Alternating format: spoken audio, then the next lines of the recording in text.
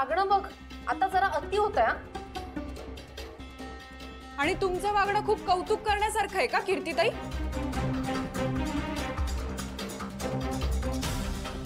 शिवा, आशू, तुमचे खूप उपकार आहेत आमच्यावर. तुम्ही आम्हाला या घरात आणलं.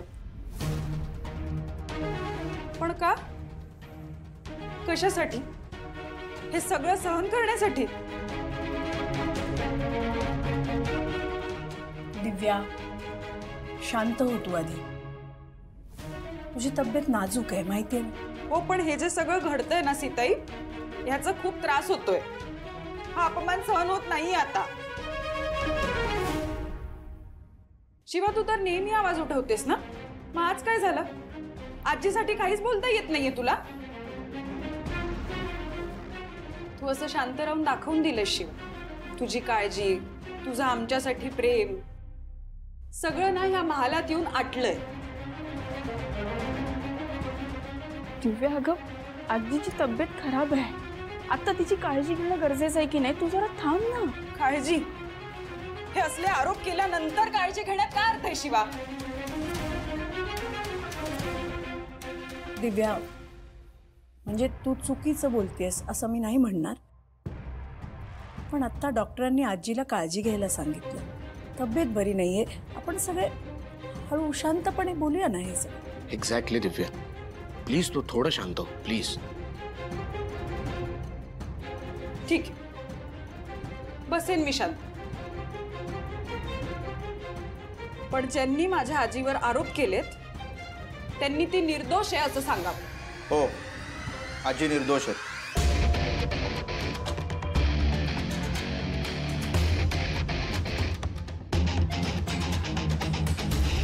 कीर्ती आणि उर्मिलाने आजींवर जो आरोप केला होता तो चुकीचा आहे.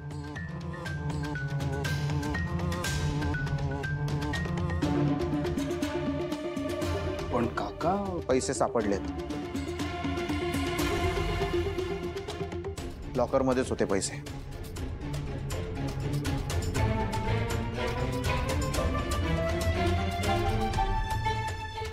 शिवा, बघितलंस?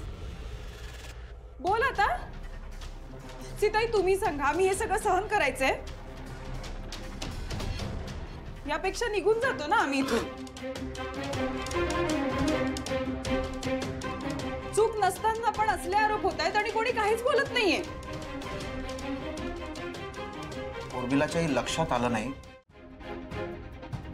तू जिंकलीस असं वाटतंय का तुला? मी तुम्हालाही कुठे जिंकू दिलंय?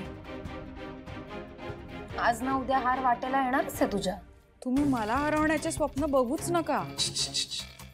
एक लक्षात घ्या, एकमेकांना हरवण्याची स्वप्न बघण्यापेक्षा आत्ता जे काही भांडण झालंय ना, त्याने आपल्या दोघांचाही फायदा झालाय. तुम्ही ही जी प्लॅनिंग केली आहे ती आम्हाला घराबाहेर काढण्यासाठी केलं हे माझ्या लक्षात आलंय. फार महत्व देऊ नको स्वतःला.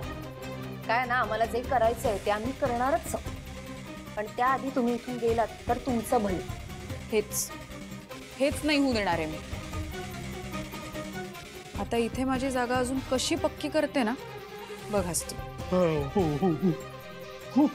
कर, तू हवा तेवढा प्रयत्न कर, पण तुला यश येणार नाही.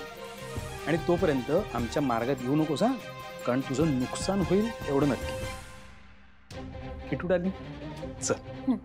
आणि हा, बोलून दमली असशील ना? आजीला कसं वाटतं आता? बरं वाटतं. मला ना तुमच्याशी बोलायचं आहे थोडंसं. आजी, माफ करा ना मला. चूक झाली हो माझी. मी असं लगेच तुमच्यावर आळ घ्यायला नको होतं. सॉरी. आजी, ते पैसे सापडले, लॉकर मध्येच होते. आमचा विश्वास होताच, पण आता ते सिद्ध पण झालंय. तर प्लीज तुम्ही स्वतःला त्रास नका करून घेऊ. आणि जे झालं ना त्याचं उर्मिलाला वाईट वाटतंय.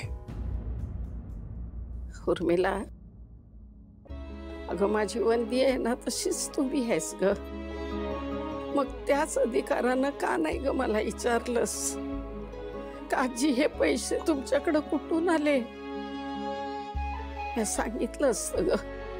मी खरंच सांगितलं असतं तुला की हे पैसे कुठून आले ते.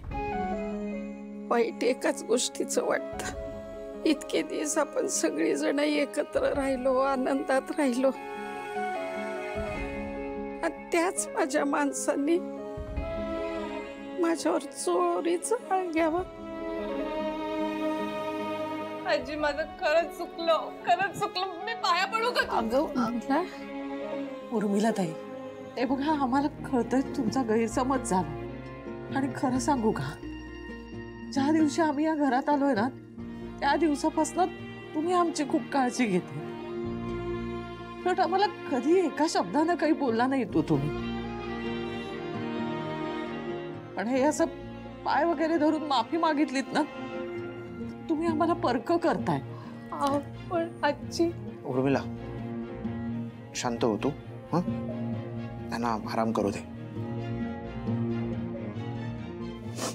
मी ना तुमच्यासाठी छान खायला करून आणते. हा आजी, तुम्ही हे सगळं म्हणजे हे जमीन विकणं वगैरे कधी केलं?